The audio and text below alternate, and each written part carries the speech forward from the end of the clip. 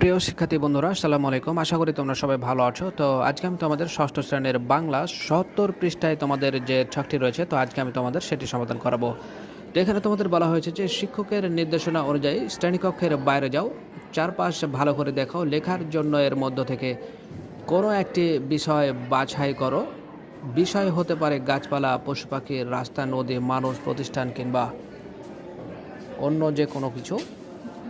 এমনকি এই সময়ে দেখা কোনো ঘটনাও লেখার বিষয় হতে পারে।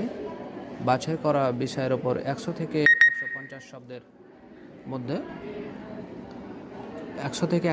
শব্দের মধ্যে একটি বিবরণ লিখতে বলেছে। তো তোমাদের টেনশনের কোনো কারণ নেই, আমরা সুন্দর করে এটি করে দিয়েছি। জাস্ট তোমাদের কাজ হচ্ছে তোমরা সুন্দর করে দেখে দেখে জিনিসটা লিখে নেবে। তো চলো যাই, আর কথা না বলে আমরা ছকটি সমাধান করি। তো তার আগে একটা কথা বলে রাখি, আমরা ক্লাস 1 থেকে শুরু করে ক্লাস 10 পর্যন্ত সকল শ্রেণীর সকল সমাধানগুলো অলরেডি আপলোড দিয়ে ফেলেছি। তোমরা সেই ভিডিওগুলো সবার আগে পেতে চ্যানেলটি সাবস্ক্রাইব করে আজও আমাদের সদস্য হয়ে যাও। তো চলো যাই, শুরু করা যাক। তো প্রিয় শিক্ষার্থী, দেখতে পাচ্ছ যে আমি পদ্মা নদীকে বেছে নিয়েছি। তো দেখতে পাচ্ছ যে বাংলাদেশের প্রধান নদ নদীগুলোর মধ্যে পদ্মা নদী অন্যতম।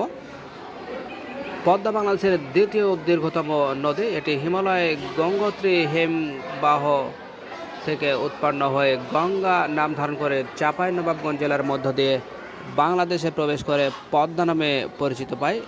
উৎপত্তি স্থল থেকে ২,২০০ কিলোমিটার দূরে গোয়ালন্দ যমুনার সঙ্গে পদ্মা মিলিত হয়েছে। মিলিত প্রবাহ আরও পূর্ব দিকে অগ্রসর হয়ে চাঁদপুর জেলার মেঘনা নদীর সঙ্গে মিলিত হয়েছে। মিলিত প্রবাহ মেঘনার নাম ধারণ করে বঙ্গোপসাগরে পতিত হয়েছে।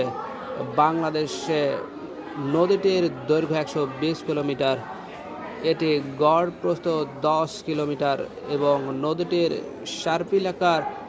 নদীটির গড় গভীরতা প্রায় ১,০০০ ফুট। বাংলাদেশের অর্থনীতি ও যোগাযোগ ক্ষেত্রে নদীর বিস্তর ভূমিকা রয়েছে। এক সময় সারা দেশে নদীপথে যোগাযোগের ক্ষেত্রে নদী বিশেষ ভূমিকা পালন করত। বর্তমানে এই নদীর উপরে একাধিক রেল ও সড়ক সেতু নির্মিত হয়েছে, যেগুলোর মধ্যে সর্বশ্রেষ্ঠ পদ্মা সেতু। পদ্মা নদীর ইলিশের স্বাদ বিশ্বজোড়া। ১৯৭১ সালে মুক্তিযুদ্ধের সময় বাঙালির আত্মপরিচয়ের অন্যতম প্রতীক হিসেবে বিশ্বব্যাপী পদ্মা নদীর নাম উচ্চারিত হতো।